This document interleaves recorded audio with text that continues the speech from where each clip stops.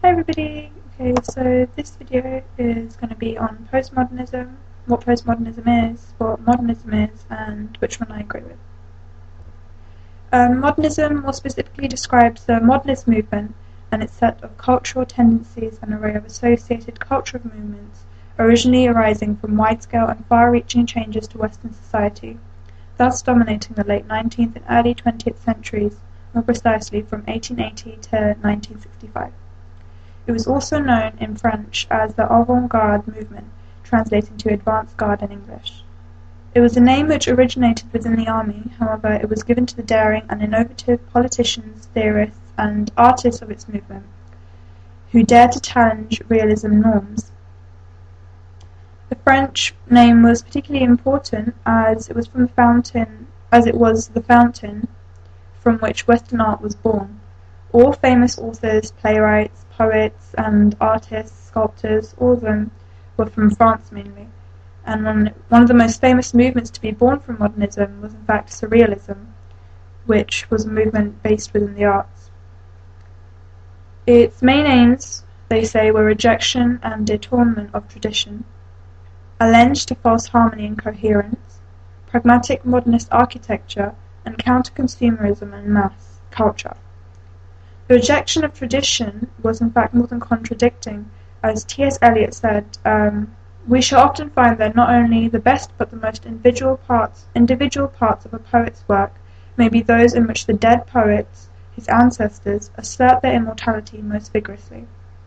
Whereas literary scholar Peter Childs described their thinking as paradoxical, and if not opposed trends towards revolutionary and reactionary positions, they showed both fear of the new and delight at the disappearance of the old, nihilism and fanatical enthusiasm, both creativity and despair.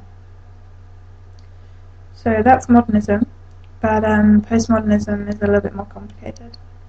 Postmodernism is generally used to describe the economic and or cultural state or condition of society which is said to exist after modernity.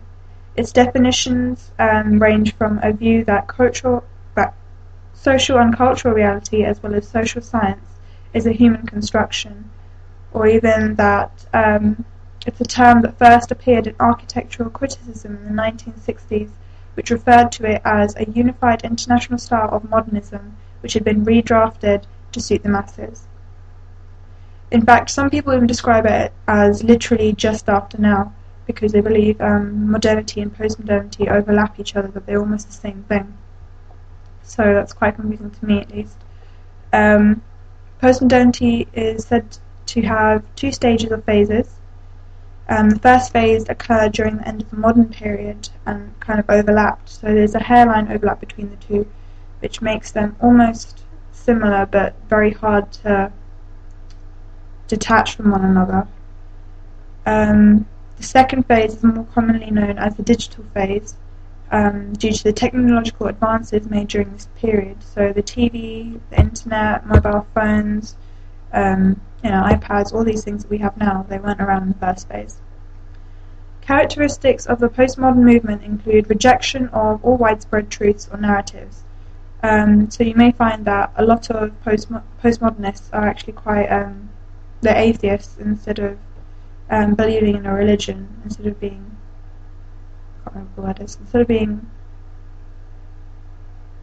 okay, they're atheists. Pastiche or parody, which is an imitation of the original, normally done in humorous circumstances. So on TV you'd find Family Guy and The Simpsons. They always have references to things happening right now in the news, whether it's politics or teen pop culture. In the film industry, Quentin Tarantino is well known for these kinds of movies, so Pulp Fiction and Inglourious Basterds. However, the best summary I could have found of postmodernism is actually a quote from the theorist Umberto Eco.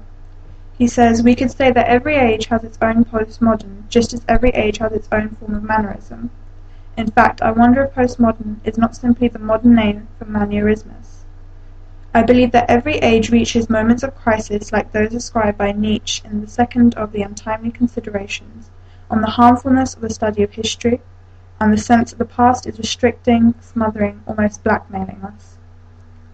So overall, I think I agree with postmodernism because I like what Umberto Eco said. Every generation had its own like form of rebelliousness, and for like those who lived in the late 19th century or even the early 20th century, modernism was their way to rebel. And for us, you can say postmodernism is a way for us to rebel. From my point of view, postmodernism is just another way for us to live our childish inquisitiveness, even when we're old and adults and grown up, because we ask lots of questions which have either no fixed answer or hundreds of multiple answers. Thanks.